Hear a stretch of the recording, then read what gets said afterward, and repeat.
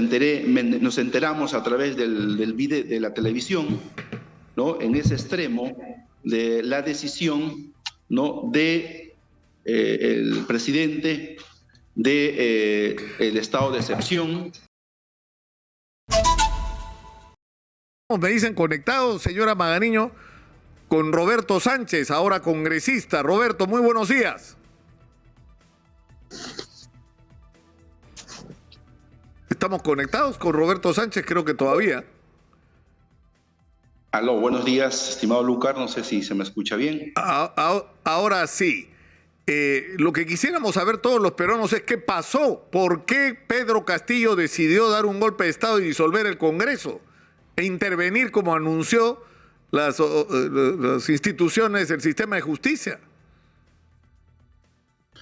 Buenos días, estimado Lucar, gracias por la posibilidad, siempre a través de Exitosa, de comunicarnos con los millones de peruanos a lo largo de todo el país. Y ciertamente la pregunta directa que haces tiene razón en lo siguiente. Nosotros ayer, como todos estos días, ya teníamos preparado, acondicionado los documentos, argumentos diversos para concurrir al Pleno del Congreso el día miércoles. Hemos estado en ese extremo con, diríamos, la preocupación, la preparación, y en ese contexto es que no hubo ninguna sesión del Consejo de Ministros, ni reunión de ministros, ni nada que tuviera la agenda que determinó de manera, nos enteramos a través del video de la televisión, ¿no? En ese extremo de la decisión, ¿no? de el presidente de el estado de excepción, ¿no? Pero Roberto, tú estabas en Palacio de Gobierno, pero tú estabas en Palacio cuando él ha leído el mensaje y no sabías lo que estaba pasando. Estábamos en una oficina con el señor Mendieta y el ministro Salas preparando los documentos. No tuvimos conocimiento ni previo ni durante, excepto por la televisión. Pero ¿cómo es posible? ¿Tú eres consciente, Roberto, que eso resulta difícil de creer?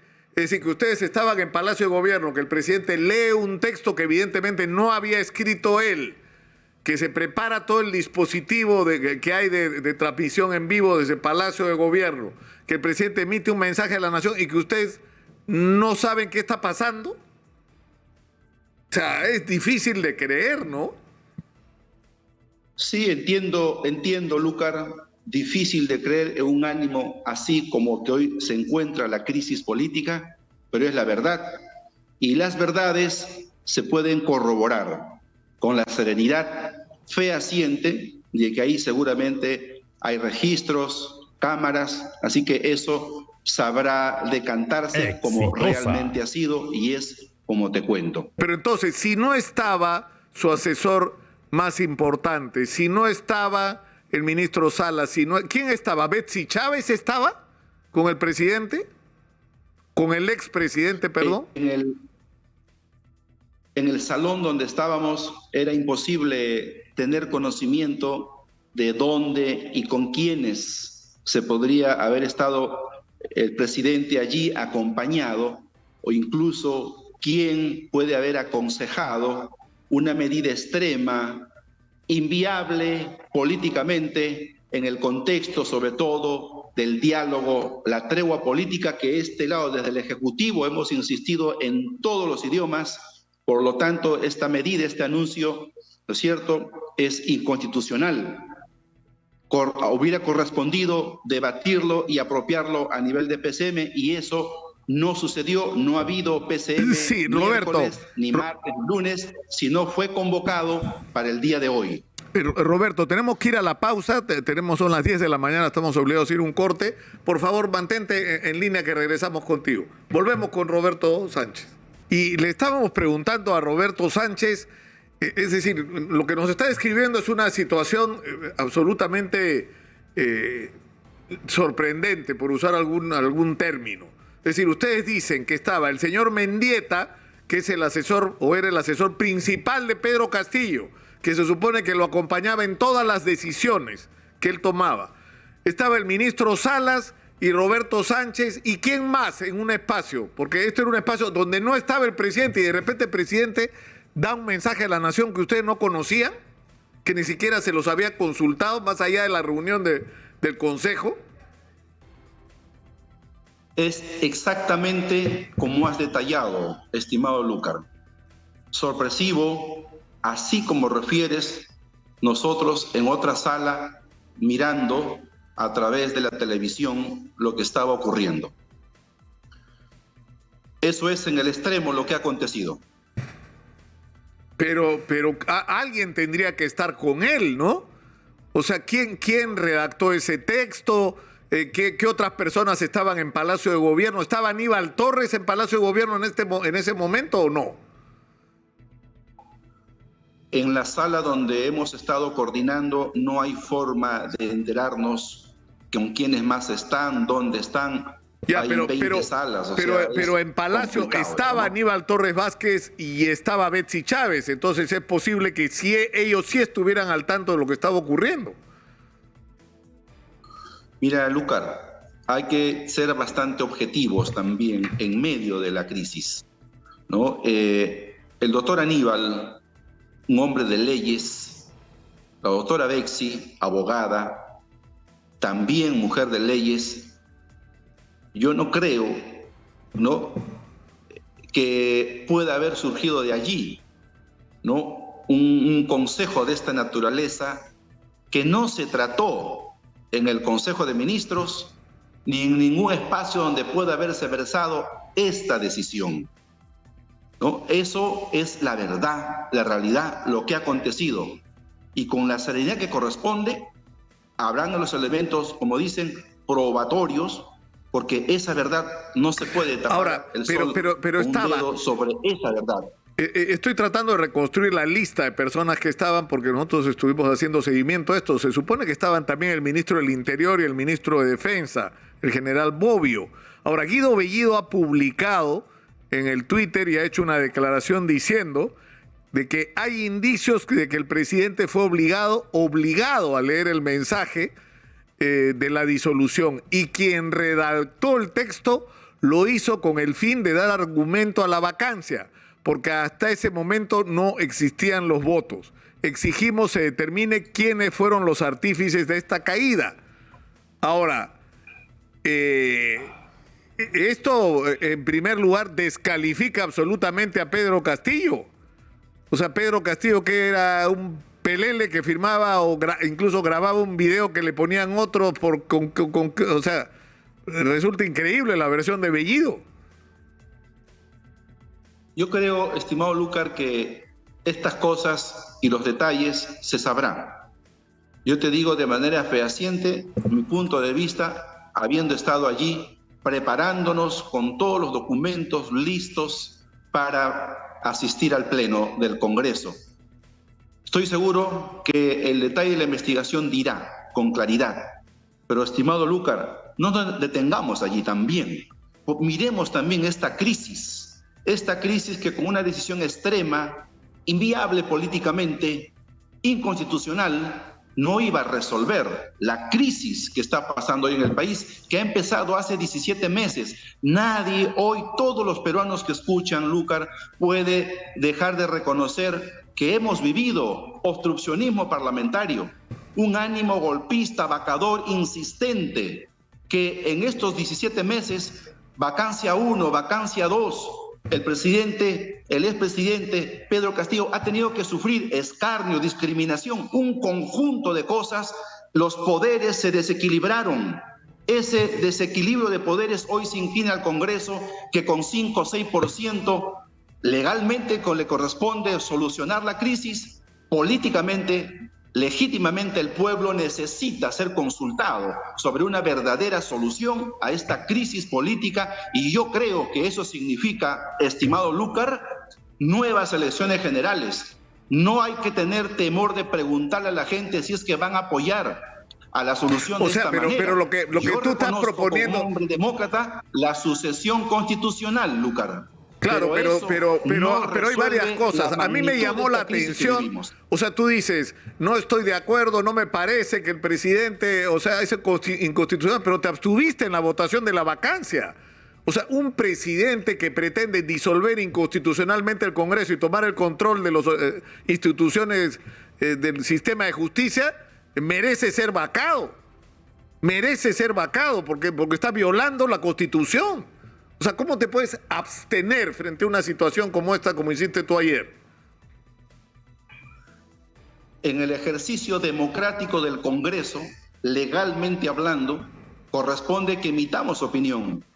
Yo dije claramente, así como renuncié de manera irrevocable por principios a una decisión que no compartía, que no fue consultada, y lo hice de manera categórica, así también, comprendiendo la magnitud de la crisis en el Congreso, he referido antes de emitir mi voto lo siguiente, ¿no? Contra el golpismo y contra ese ánimo de obstruccionismo parlamentario que vivimos en estos 18 meses, y lo he reafirmado con claridad. Asimismo, también por la necesidad del restablecimiento del equilibrio de poderes en que hoy nos encontramos. Claro, pero... Asimismo, también como nuevas elecciones generales, Lúcar, y dije mi voto. Claro, pero tu voto al final fue abstenente. ¿Cómo te vas a abstener frente a una cosa como esa, pues, Roberto? O sea, Pedro Castillo Terrones violó la Constitución ayer y pretendió lanzarlo por el abismo de una guerra civil. Tú no te puedes abstener frente a una situación de esa naturaleza, pero en fin. Pero a lo que quiero ir es a esto. Es verdad que hubo quienes no reconocieron el resultado electoral.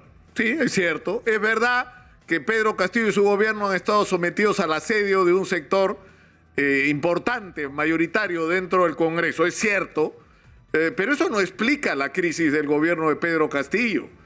El profesor Pedro Castillo, o sea, ¿quién sacó a Hernando Ceballos, que era un excelente ministro de salud, para poner al doctor que le hacía propaganda al agua racimada como milagrosa para curar todas las enfermedades? Pedro Castillo. Él fue el que tomó decisiones desacertadas, permitiendo además que se llene el aparato del Estado de gente como Salatiel Marrufo, que estaban ahí para robar. ¿Y cuántos Salatieles Marrufo vamos a descubrir en los próximos meses con toda seguridad? Fue él que hizo un gobierno no solamente ineficiente, sino corrupto, porque si tú haces un buen gobierno, no hay oposición que pueda contigo. O sea, no le puedes atribuir a la oposición lo que son los fallos del propio presidente. O sea, no fue la oposición la que hizo el contrato de Tarata, ni el de Anguía, ni el contrato de biodiesel que se negoció en Palacio de Gobierno, ni la que permitió las fechorías en el Ministerio de Vivienda y de Transporte.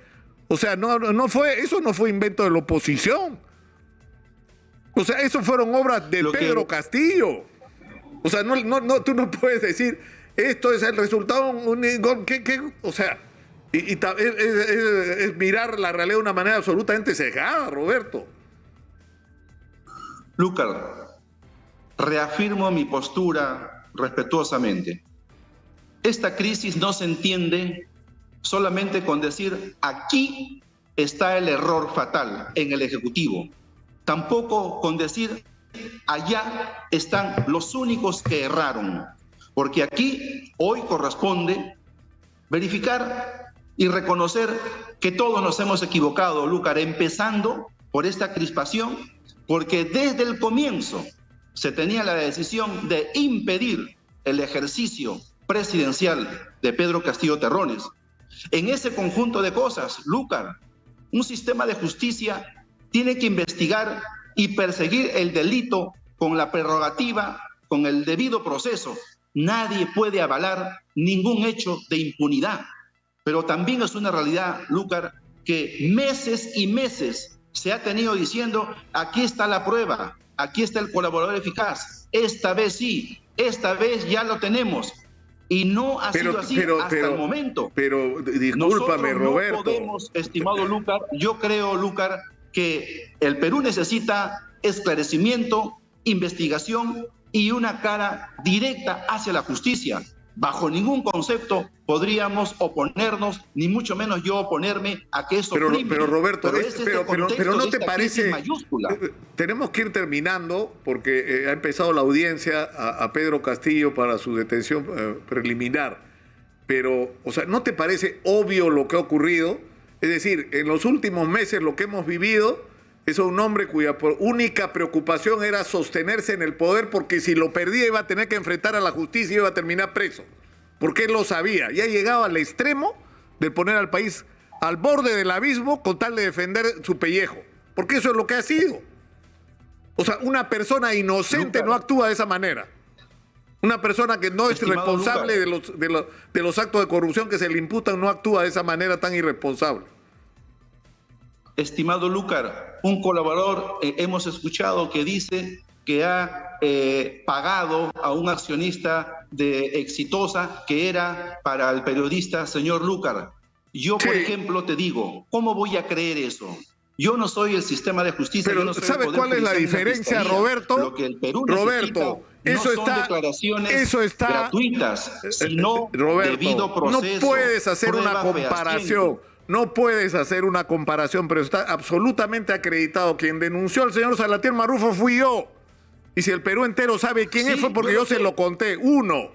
En segundo lugar, el señor Lúcar, pero déjame hablar a mí ahora, pues. Pero escúchame, pues, Roberto. Porque no puedes hacer esa comparación. Y te voy a decir por qué. Escúchame, porque lo que me estás diciendo es agraviante. Lo que me estás diciendo es agraviante. Yo no conozco al señor Salatiel Marrufo. Nunca en mi vida me he sentado a hablar con él. Nunca he hablado por teléfono con él. Nunca he recibido un sol con él. Él no puede acreditar por dos razones muy importantes. Que el dinero nunca me lo entregaron. ¿Y sabes por qué no lo puedo acreditar? No solamente porque nunca hubo contacto conmigo y la persona que se supone cobró el dinero para callarme, ni siquiera la conozco, no la he visto en mi vida, sino ¿sabes por qué? Porque yo no me callé, Roberto. Yo no me callé. Supuestamente Salatiel Marrufo había comprado un silencio que nunca se produjo. Y yo me someto a la investigación de la Fiscalía porque no le tengo miedo. Porque me defienden mis actos, me defiende mi honestidad.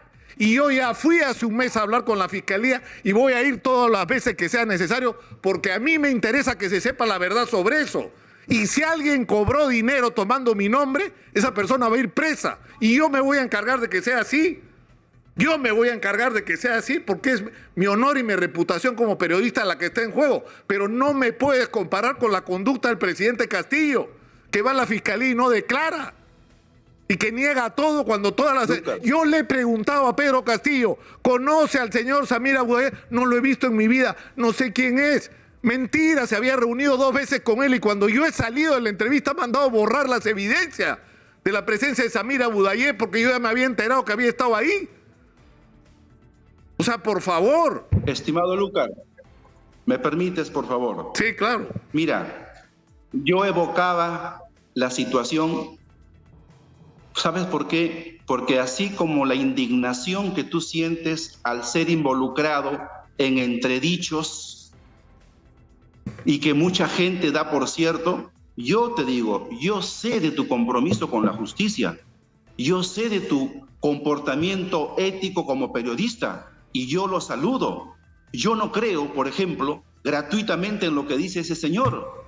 Acudo evocando esta acción precisamente, Lúcar, porque no se puede decir gratuitamente declaraciones sin el debido Roberto, proceso, no puedes seguir insistiendo. Escúchame, etcétera. Tienes Lúcar, al secretario general de Palacio, al jefe de la Dirección de Inteligencia, a sus asesores más cercanos, al novio de su cuñada, a exministros, a funcionarios de altísimo rango, a empresarios que están diciendo todos lo mismo, se pagaban comisiones ilegales. El profesor Pedro Castillo era el destinatario de parte de esas comisiones ilegales. El profesor Pedro Castillo estaba al tanto de lo que estaba ocurriendo. O sea, no puedes tapar el sol con un dedo, no puedes decir, son dichos. O sea, hay gente que dice, pero no, o sea, por favor, Lúcar, o sea, si fuera un caso te doy el beneficio Lúcar, de la duda. Mira, hay 40 casos, creo que son 51 los que tiene la Fiscalía. Yo creo estimado Lucas, yo creo que todas esas acciones tienen que continuar su proceso de investigación y aclararse de manera contundente. Ni yo ni ningún peruano podría avalar impunidad, delito y corrupción, y siempre hemos sido claros con eso, Lucas. Pero yo te menciono porque así como irresponsablemente ¿sabes cuál es el problema? Pero Roberto, ¿sabes cuál es el problema? Hoy se tiene que corroborar. Pero ¿sabes cuál es el problema? Esa postura de lucha frontal contra la corrupción, caiga quien caiga, Lucas. Ya, pero Roberto, ¿sabes lo que va a pasar? Y hoy nos encontramos en una gran crisis, Lucas, y el Perú necesita preguntarle a la gente la magnitud de esta crisis, creo yo, respetuosa, democráticamente, se hace con nuevas elecciones generales. Yo sí creo... O sea, vamos a seguir, o sea, lo que tú propones, Roberto, lo que tú propones es que la incertidumbre continúa. ¿Por qué no darle la oportunidad a Dina Boluarte que nos diga lo que pretende hacer con el país y que presente un gabinete y que a partir de eso saquemos las conclusiones de si podemos darle a Dina Boluarte la oportunidad de enrumbar este país o no? ¿Por qué no hacer eso antes de tomar cualquier otra decisión?